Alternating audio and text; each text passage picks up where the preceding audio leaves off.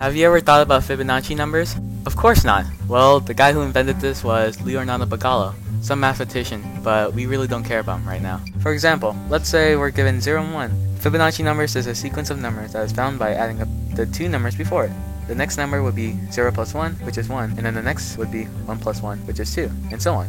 Fibonacci made a rule for the sequence x sub n is equal to x sub n minus 1 plus x sub n minus 2, where x sub n is the term number, and x sub n is the previous number, and x sub n minus 2 is the number before that.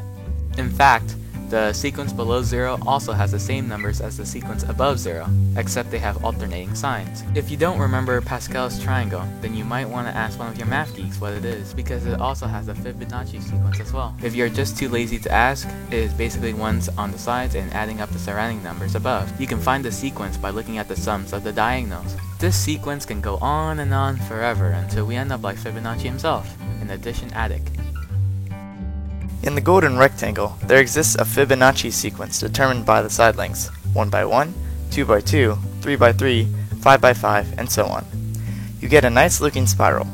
By comparing the golden ratio and the Fibonacci ratio, the two spirals grow closer to each other the farther into the sequence they go.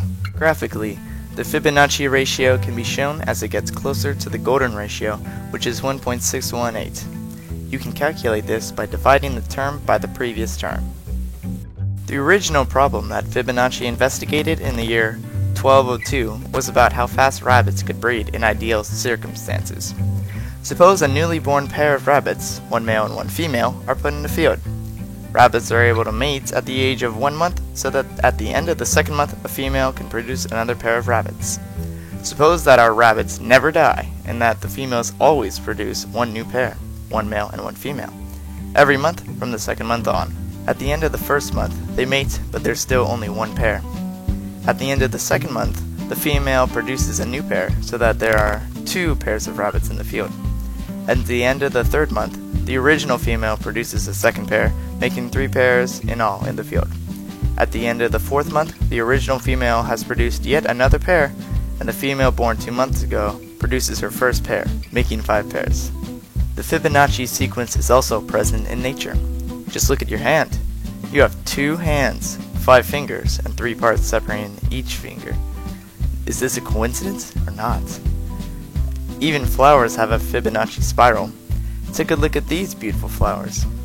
If we observe the seeds in the middle of most flowers, the angle of adjacent seeds to one another is exactly corresponding to the golden ratio, and the number of lines in its spirals is almost always a number in the Fibonacci sequence. Most flowers have adapted to pack as many seeds as possible into its flower space, which adds up to a Fibonacci number. Most fruits also have a Fibonacci number, like the number of seeds in an apple and a banana. Perhaps this is why we rarely see 4-leaf clovers.